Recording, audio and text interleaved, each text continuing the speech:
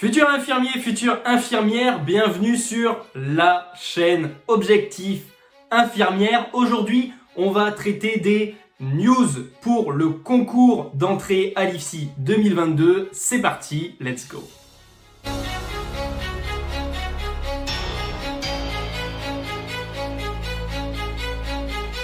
Yes, alors on est en début d'année 2022 et on commence à y voir un peu plus clair en ce qui concerne le concours d'entrée de cette année. Donc si vous souhaitez devenir infirmier ou infirmière en 2022, que vous êtes aide-soignant, auxiliaire de puériculture ou en formation professionnelle continue, donc en reconversion, vous êtes au bon endroit. On va voir ensemble toutes les news qu'on a actuellement à notre portée. La première chose, ça va être au niveau de l'annulation des examens. Donc non, ce qu'on lit sur quelques news internet n'est pas vrai, c'est du fake news.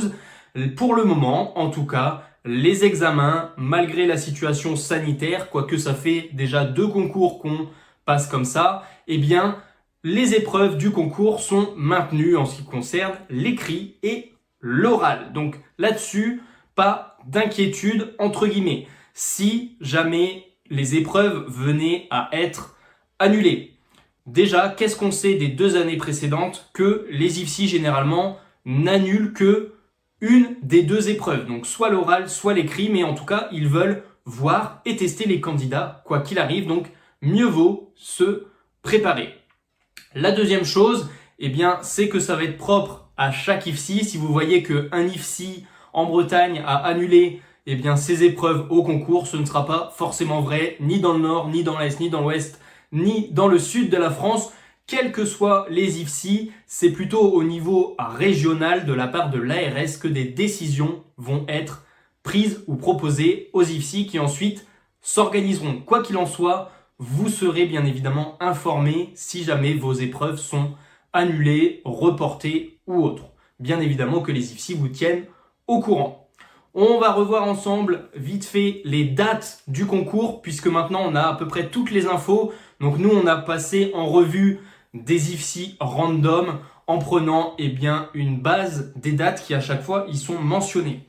Donc la date butoir pour rendre son dossier d'inscription, c'est soit fin janvier ou alors début février. Donc il reste encore quelques semaines si vous voulez postuler à cette promotion. Je vous rappelle qu'il faut 3 années de cotisation sociale pour pouvoir passer le concours. Ensuite, on va avoir les épreuves écrites et orales. Donc, on a vu qu'elles sont maintenues. Pour le moment, elles sont fixées pour les écrits à la mi-mars et pour l'oral, il y aura bien évidemment pas mal de monde, donc ça prend pas mal de temps, des intervalles qui vont aller de mi-mars à fin mars pour certains, qui vont débuter même en fin février pour les IFSI qui reçoivent le plus de postulations. Ensuite, on sait déjà que les résultats vont intervenir sur la dernière quinzaine de mai. Donc à ce moment-là, vous serez fixé pour savoir si vous allez rentrer ou pas en septembre à l'IFSI. Et c'est tout ce que je vous souhaite. Au niveau du rendu des dossiers, il y a quelques points qui changent comparé aux années précédentes. On a un projet professionnel à fournir à l'écrit qui a été un peu plus démocratisé. Donc si on reprend l'année dernière, on a eu quelques IFSI qui, pour faire face à l'annulation de l'épreuve écrite ou orale, on fait faire aux candidats un examen écrit, un devoir à la maison de quelques pages sur un projet professionnel à monter. Donc ça, c'est une nouveauté qui aujourd'hui est demandée par pas mal d'IFSI en amont dans le dossier. Comme ça, quoi qu'il arrive, ils auront déjà ça sous la main. Donc ça fait le CV, la lettre de motivation, le projet professionnel à fournir avec tous les documents bien évidemment qui vous sont mentionnés dans les dossiers. Et on peut avoir une autre qui est une lettre de motivation pour le financement. Donc à l'heure actuelle, on a tellement de promotions professionnelles au sein des établissements qui généralement sont des hôpitaux, qu'ils doivent faire un choix.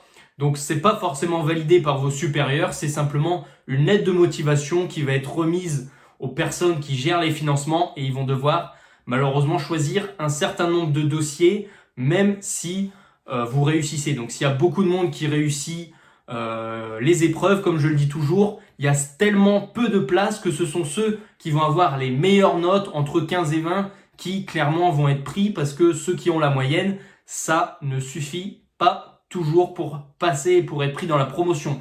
Déjà dans la promotion complète de l'IFSI, il y a très peu de places pour ceux qui arrivent du concours, et dans le concours, il y a beaucoup de postulations du coup pour très peu de places. Donc c'est là que le concours devient de plus en plus compliqué, sans compter qu'on a de plus en plus de postulants globalement d'année en année.